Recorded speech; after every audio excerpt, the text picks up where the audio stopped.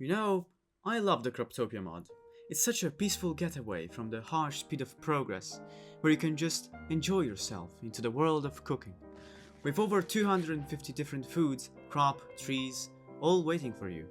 But more than that, I love the Create mod, the brutal quest to mechanical automation and total domination. No, that's a Cuphead reference. Never mind. The point of this video is that I have found an unlimited supply of fun when you take these two completely different mods and you create a masterpiece. And so, greetings everyone. Today we're going to design a Create mod farm that can automate the making of a pizza. But not just any kind of pizza. In fact, the most supremeable pizza. The supreme pizza. Alright, if you're new to the Croptopia mod, don't worry. I shall explain everything to you in an understandable manner. The Supreme Pizza is probably the best food that can be theoretically automated using the Create mod, with a whopping insert stats. Now, how do you make this pizza? I could just tell you, or I could make a callback to when I went insane, so we're going to make a crafting tree of it. Okay, so here it is, looking good.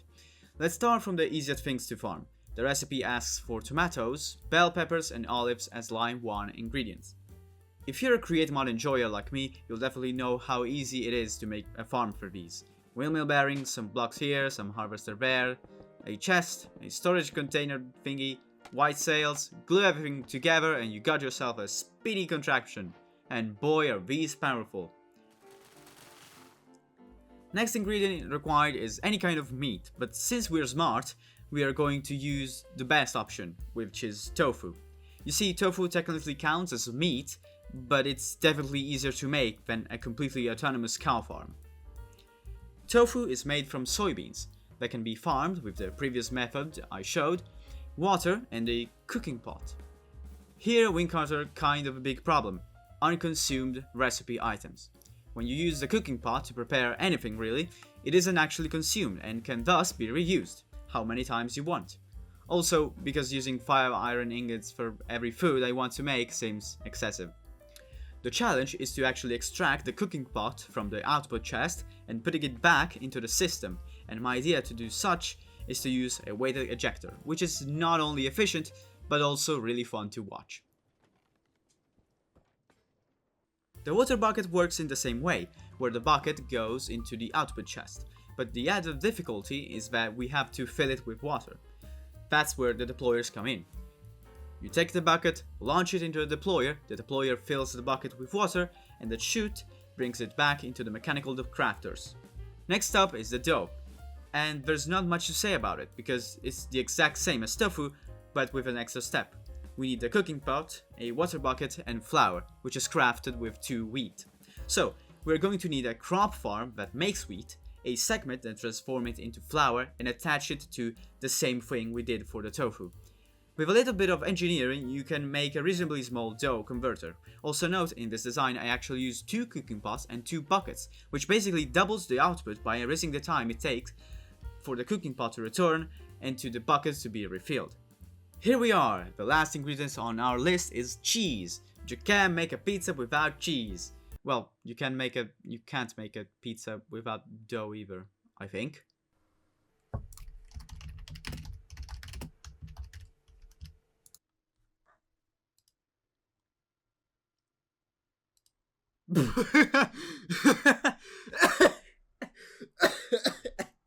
Cheese looks easy to make until you realize that it's painfully annoying to make. All because of this guy, salt. Well, it's not actually the salt, it's the water bottle. Not the one from vanilla Minecraft, these ones from Croptopia, which are made with a bucket of water and some glass. Our problems comes from the fact that we cannot actually reuse the bottle part. When you transform the water bottle into salt by cooking it, you don't actually get it back, which means we're going to have to make a new bottle for every salt that we make. Which means that in this farm there is going to be a cobblestone generator, 2 crushing wheels that make the cobble into gravel, another set of crushing wheels that crushes it further into sand, a machine that melts it into glass, and a deployer that refills the water bucket just to make salt. May I remind you that I intend to build this in survival. Alright, maybe we should start designing. Let's talk about the first ever working prototype. It has 2 power inputs, because I'm stupid, I didn't know back then how to connect this up. it definitely works, but yeah, there's a lot more that can be done. For starters, the crop farms are separated, and it makes the farm way bigger than it needs to be. Second of all, I don't really like water sources thingies. I think they're kind of messy and take a lot of space. That's where the innovations come in. You know, while this design isn't bad, it definitely has a lot of flaws. For starters, it's painfully slow. Recharging the mechanical crafters and all isn't a fast process, and unfortunately for us there isn't a solution. And of course, you know I'm lying because there's still like half of the video remaining. Introducing the latest innovations in pizza automation technology, shapeless crafting. I'm kinda stupid for not thinking about it sooner. Some crafting recipes don't care about the formation of the ingredients, and this type of crafting can be automated by using basins and mixers. Now, it doesn't seem like there's that big of an advantage, but then you realize that basins have only one input, rather than the different inputs per ingredient. And also this. Wait, what if I...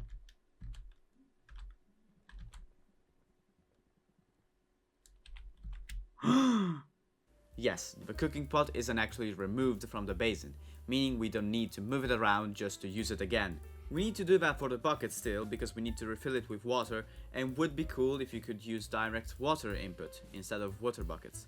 Listen, I'm not asking anyone to code a mod that can do that, but... Another great discovery that I made is the use of sinks from the Cooking for Blockheads mod. Say goodbye to messy water sources and say hello to a single block that acts like an infinite water supply. What about I show you all of the different designs I went through before having one I was satisfied with?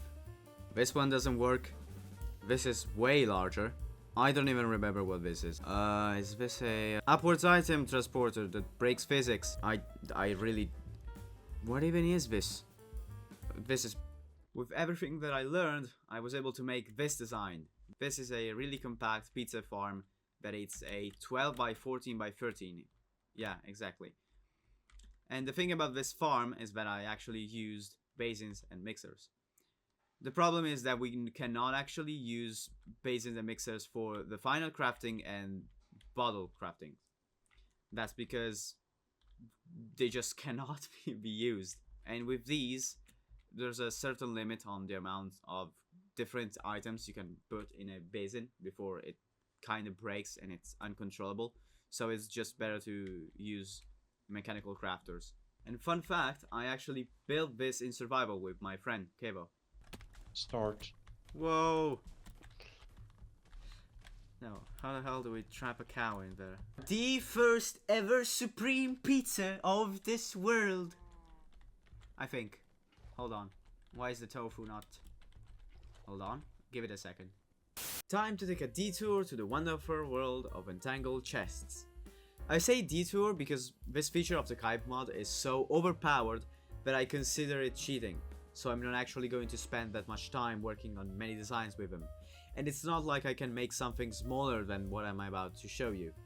Entangled chests work like ender chests, but you can pull stuff from it using a hopper, chute, or funnel. And they can be set to have a specific code using runes or whatever. 9 slots with 16 possible combinations, meaning you're basically assured no one is going to crack your combination and steal your items. Anyways, item teleportation, yeah, told you it was OP. So, after experimenting a lot with entangled chests, I was able to come up with this design. It's a 7 by 9 by 9. It's super small. It's literally 3.8 times smaller than this design. So yeah, it's a big improvement, but also doesn't count. I consider it cheating. I don't know. I think these entangled chests are too overpowered for this thing. It definitely takes away the fun in trying to make a small design. So yeah, back to the drawing boards. You know, I started this project back in April, and after literally 5 months of building, scrapping, and starting over, I was really feeling defeated. And that's why you should consider subscribing! This video took me a really long time, and I make a lot of content from music to badly made videos about the stairs or something.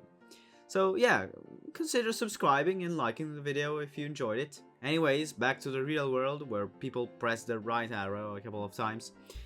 This design really can't be smaller than a 12 by 13 by 14. And then a spark of light. A method that could solve all of my problems. The rebirth of the entangled chest, but with a new shape. Let me tell you about depots. And mechanical arms, which I completely forgot the existence of for 5 months, but it's not a problem, right?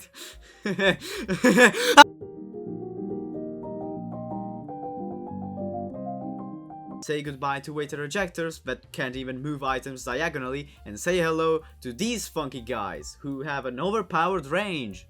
To put up to scale just how powerful these are, this is the dough converter from earlier, and here's the same thing, but a 2 by 3 by 4. And the solution to making it this small, the trick to do it was actually combining mechanical crafters and basins. Using basins just for making flour was too much of a hassle.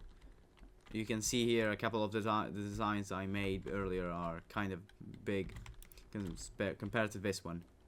It's time to show you the most powerful, at the time of writing, supreme pizza farm ever. And so, by using mechanical arms, I was able to make this design. This is a 5 by 9 by 9. This is literally smaller than the one I made with entangled chests. Mechanical arms are that powerful. Look at this. It's 5 blocks wide. How can you make something better than this? Well, you can. It has a little flaw. Sometimes this chest fills up with water bottles and then everything breaks. So yeah, I had to start all over again, and I made this design. This is a 4 by 8 by 9. I was somehow able to make it in 4 wide. I really don't like it that much because it has this weird shape, and like I was planning on making it 3 wide, but then I realized I needed way more mechanical arms, so I just went overboard. Yeah, this one has no flaws, but I found I could do way better. And this, now this is the one. This beauty is 4 by 6 by 8. You even have the space to put a stressometer. This is on the verge of perfection. You can even push the items that don't get taken by the machine back. So yeah, this is really compact, and I really enjoy it. I don't think I myself could do better than this. Listen, it's been 5 months. Let me have a break. After studying some quite interesting properties of chutes and brass funnels, and whatever this is, this 4 by 6 by 8 is my pride and joy, and might be a really useful farm for your survivor world. So if you want a tutorial for this thing, let me know. And if you do come up with a smaller design, let me know. Join my Discord. Let me see it. These are all the mods you're allowed to use, and these are the requirements. Now, can this design get any smaller? I don't know. I think the answer is yes. There are a lot of very smart people on the Create community, so it wouldn't surprise me if somebody made a smaller version. But maybe I might work on a most powerful design instead of a smallest design. But again, who needs a pizza farm when you can automate code?